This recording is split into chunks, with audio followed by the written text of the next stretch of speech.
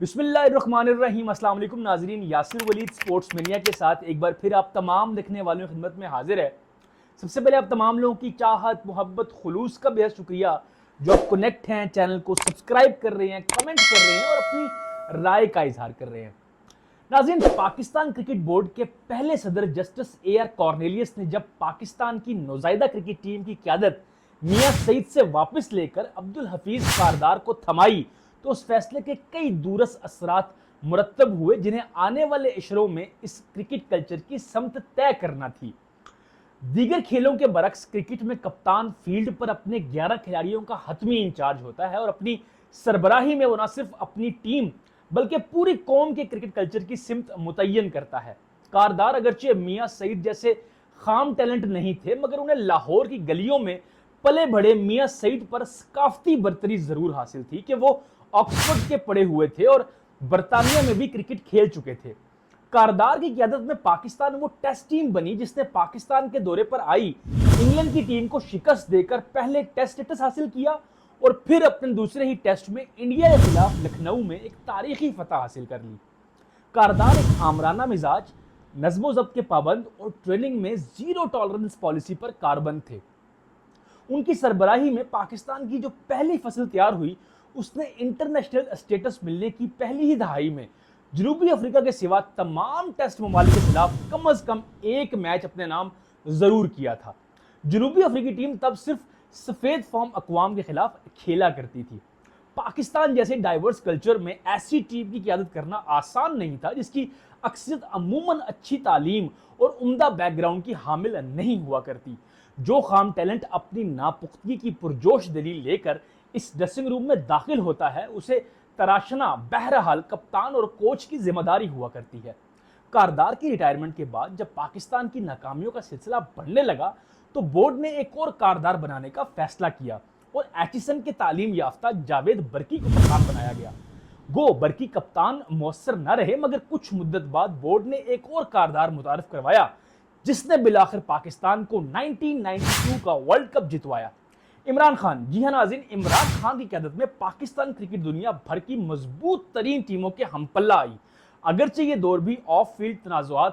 قاسم عمر کے منشیات سے متعلق الزامات اور اس کے علاوہ یونس احمد کے حشیش بارے انکشافات سے بھرپور رہا، مگر آن فیلڈ ٹیم کی پرفارمنس اور ڈسپلن متاثر کن رہا۔ چونکہ ٹیم بیرون ممالک دوروں پر اچھا پرفارم کر رہی تھی اور شائقین کے ساتھ ساتھ پریس بھی نہال تھی، سو بیٹنگ گلوز میں چرس چھپا کر لے جانے والے قاسم عمر کے الزامات پر کان نہ دھرے گئے اور انہیں تا حیات وردی کا بھی سامنا کرنا پڑا۔ کارکردگی کا تسلسل بہرحال اس ٹیم کے لیے ان الزامات میں سے راہ نجات ثابت ہوا، مگر جو کرکٹ کلچر عمران خان کی سخت گیر قیادت میں پاکستان کے لیے بے شمار فتوحات سمیٹنے اور شاندار نئے فاسٹ بالرز کی آمد کی وجہ بنا رہا تھا، عمران خان کا سخت گیر ہاتھ سر سے ہٹتے ہی ایسا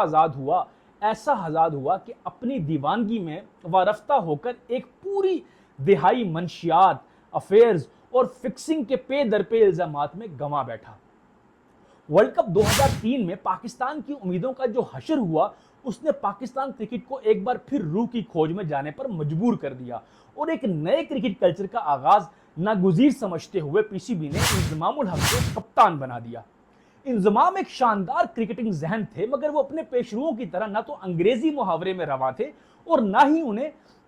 مین مینجمنٹ کا وہ ایکسپوئر حاصل تھا جو آکسفورڈ کے پڑھے کاردار اور ایچسن کے نکھارے عمران خان کو میسر تھا، اور پھر بطور شخصیت بھی وہ اسی مکرم جیسے متاثر کن نہ تھے۔ اس امر کی کوئی حتمی تعویل تو نہیں ہو سکتی کہ انضمام نے ٹیم میں مذہبی کلچر کیوں متعارف کروایا۔ اپنی کتاب کرکٹ کالڈرن میں سابق chairman P C B Shaharyar Khan لکھتے ہیں کہ یہ مذہبی کلچر کافی عرصے سے ٹیم کے اندر پنپنے کی کوشش کر رہا تھا، مگر انضمام کو قیادت ملتے ہی گویا اس کا راستہ صاف ہو گیا۔ وہ آج کرکٹ شائقین اسٹائلش جارحانہ بلے باز سعید انور سے واقف نہیں، مگر اپنے کریئر میں پارٹی اینیمل کہلائی جانے والے سعید انور بعد ازاں ایک مذہبی جماعت سے وابستہ ہو گئے اور 1999 میں اچانک پھر سے پاکستان کرکٹ کے قریب آ گئے۔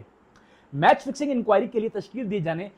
دیے گئے جسٹس قیوم کمیشن نے جن کھلاڑیوں کو مورد الزام ٹھہرایا ان میں 3 نام مشتاق احمد، سعید انور اور انضمام الحق کے بھی تھے۔ حسن اتفاق کے اس رپورٹ کے کچھ ہی عرصہ کے بعد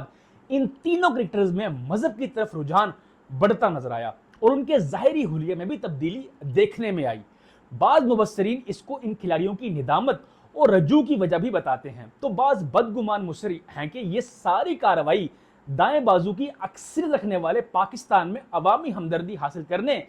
اور قیوم رپورٹ سے دامن پر پڑے چھینٹے دھونے کی کاوش تھی۔ وجوہات بہرحال جو بھی ہوں، 2004 کے بعد کی پاکستان کرکٹ ٹیم اپنے حلیے اور آف فیلڈ سرگرمیوں میں اپنی اس امیج کے بالکل برعکس تھی جو پچھلی ڈیڑھ دہائی میں اس نے کچھ ناقابل یقین فتوحات، حیران کن الزامات، پارٹی کلچر اور منشیات بارے چامگوئیاں سے کمایا تھا۔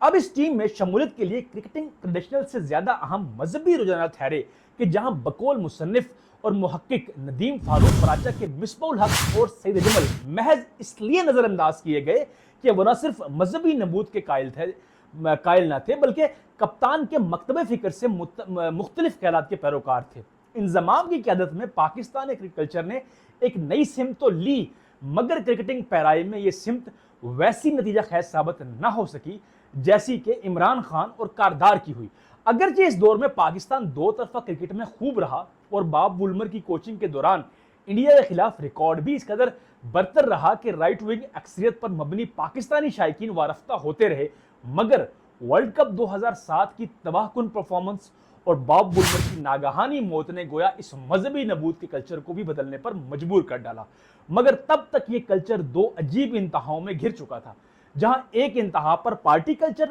اور میچ فکسنگ تھی تو دوسری انتہا پر ایسی گہری مذہب پسندی تھی کہ جہاں بقول باب وولمر سارا وقت مذہبی مصروفیات میں گزر جاتا اور درپیش میچز کی اسٹریٹجی طے کرنے کو ٹیم میٹنگ بلانا بھی ممکن نہ رہ پاتا۔ انضمام کے بعد کے 4 سال پھر پاکستان انہی مسائل میں الجھا رہا جو 90 کی دہائی کی کرکٹ کلچر کا خاصہ تھے اور بالآخر پاکستان کو لارڈز 2010 تک لے گئے، جہاں نہ صرف قومی توقیر گنوائی گئی بلکہ دنیا کے 2 بہترین فاسٹ بالرز بھی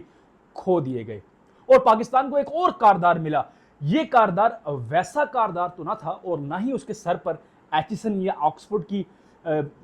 سکولنگ کا سہرا سجا تھا، لیکن میاں والی سے تعلق رکھنے والے مصباح الحق کی شخصیت اور مزاج میں وہ تمام عناصر موجود تھے جو پاکستان کرکٹ جیسے منہ زور گھوڑے کو ایسی لگام ڈال سکتے تھے کہ اس کی قیادت کے 7 برس میں ڈریسنگ روم پر اتنا سکون طاری ہوا کہ سپورٹس رپورٹرز کو اپنے ضمیمے بھرنے کے لیے محض افواہ سازیوں پر ہی اکتفا کرنا پڑا تھا۔ آج پاکستان کرکٹ ایک بار پھر اسی دوراہے پر کھڑی ہے اور سوچ رہی ہے کہ کدھر کو بو کریں۔ محسن نقوی جذبات میں بہہ کر میجر سرجری کی بات تو کر گئے، مگر اب نبھانے پر آئی تو طے ہی نہیں کر پا رہے کہ عبدالرزاق اور وہاب ریاض کی قربانی کے علاوہ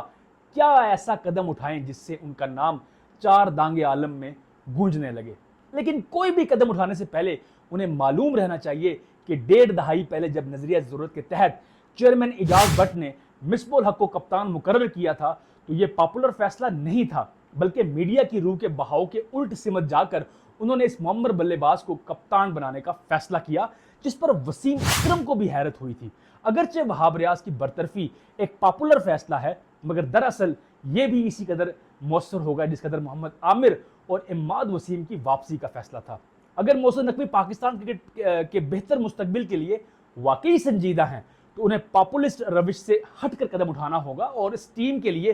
پھر سے کوئی کاردار لانا ہوگا جو اس بھٹکتے ہوئے کرکٹ کلچر کو راہ راست پر لا سکے۔ جی تو ناظرین، یہ تھا ہمارا اب تک کا سپورٹس مینیا۔ امید کرتا ہوں کہ آپ کو ہمارا یہ پروگرام پسند آیا ہوگا۔ پروگرام پسند آئے تو ویڈیو کو لائک کریں، شیئر کریں، کامنٹ کریں، اپنی رائے کا اظہار کریں۔ اپنے میزبان یاسر ولید کو دیجیے اجازت۔